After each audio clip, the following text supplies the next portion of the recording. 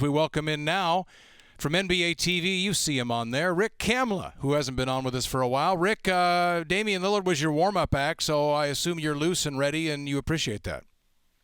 Yeah, no doubt about it. A lot of times you go to a concert and Right. the opening act is actually better than the headliner, and this clearly is the case with your radio show right now. I'm not sure how you got the order juxtaposed, but I'm happy to be on nevertheless.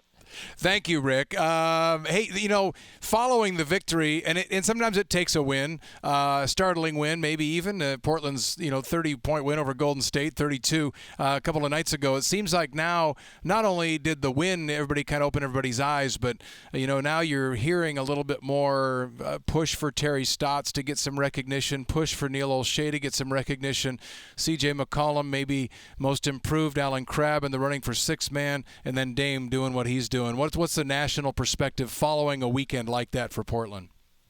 Well, as you guys know, I follow the bouncing ball for all 30 teams from game 1 to 82. I've never, ever slept on Damian Lillard. Saw him play in college, heard the buzz about him, saw him at the Summer League, immediately understood why y'all took him 6th overall, immediately understood that he was going to be a franchise-changing guy. The fact that he wasn't an all-star this year is a joke to me.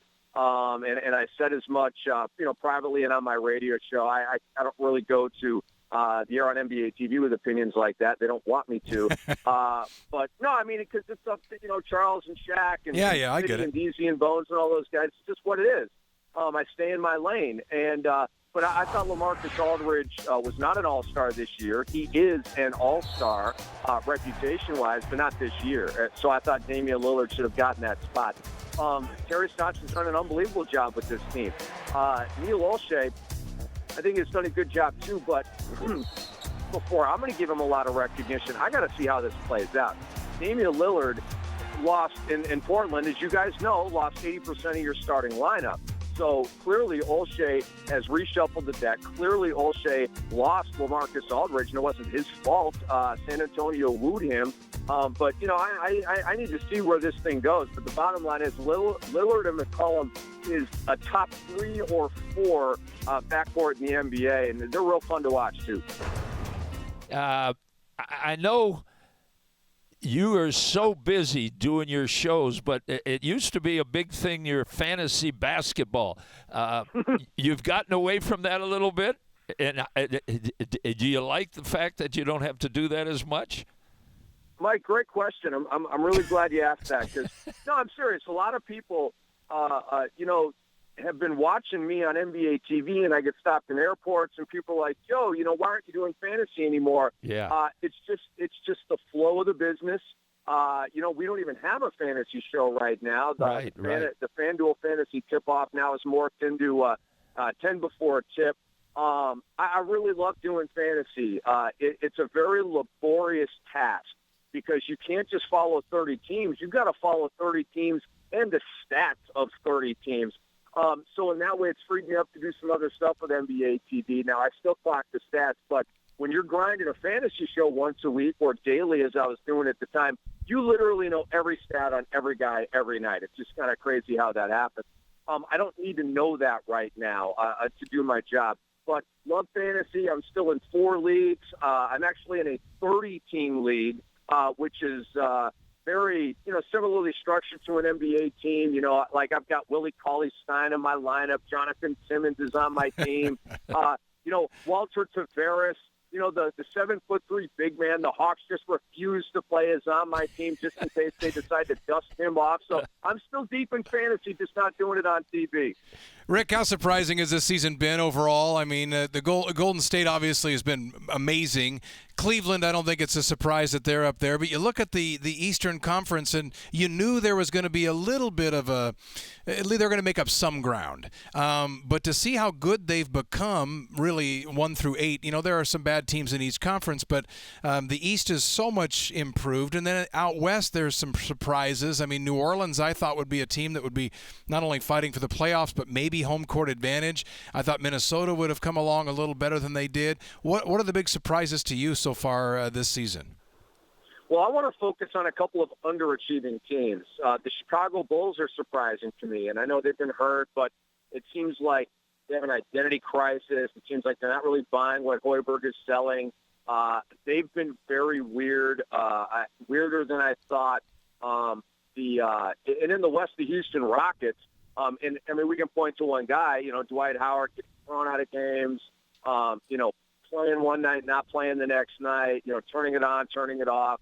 I think James Harden came in a little bit out of shape. I know he had a preseason ankle injury. You've got an old school coach in Kevin McHale who is really not trying to paddle to anybody.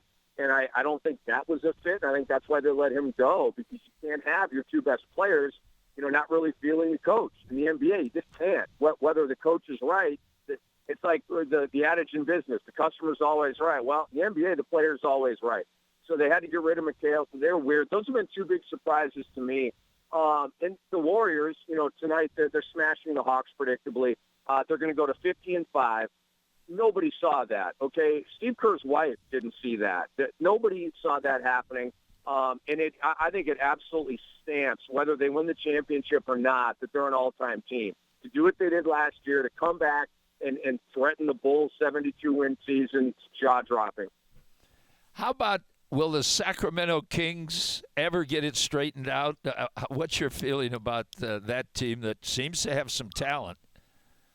I'm working on a project for my radio show. My co-host challenged me. He said, how many max guys are there in the NBA? Like, how many guys would you pay max right now? And so I'm in the middle of formulating that list. But Sacramento's one of the teams that I've already crunched on that. They've obviously got a max player in DeMarcus Cousins, although he's not making max, but he will. Rajon Rondo, to me, with what he's doing this year, would be a guy that I would at least consider giving max money to. Rudy Gay, like if I needed a third scoring option to give me 20, and be a big small forward, and I had all kinds of money to spend, I would consider giving Rudy Gay max money. The problem is all of the other spots on that team. I think they have a big three that's really, really talented. And you guys know, being out there playing Sacramento 4 times a year, when the going gets rough, DeMarcus Cousins is throwing his headband into the basket support. Okay, and so you can't have your best player ready to downward spiral mentally when adversity happens in a game. And you see that time and time again. Look, I think DeMarcus Cousins is phenomenally talented, might be a Hall of Famer via the statistics eventually, but I just don't ever think he's going to be able to win big in the NBA because I don't think he's mentally strong enough. Rick, it's always nice to have you on. We could keep you on for like an hour and just go all through every team. I love this. We oftentimes the national perspective, we get a little provincial in our thinking as well. So nice to catch up with you again. Keep up the good work on NBA TV, and we'll have you on again soon. Hey, Mike, really appreciate the kind words. I will say this. I think you guys are going to stay above the line in the West. I'm not just playing to the home crowd. I think Damian Lillard is going to will you guys into the playoffs. Take it easy, guys. All right, thanks, Rick. We certainly hope so. Rick Kamla from NBA TV.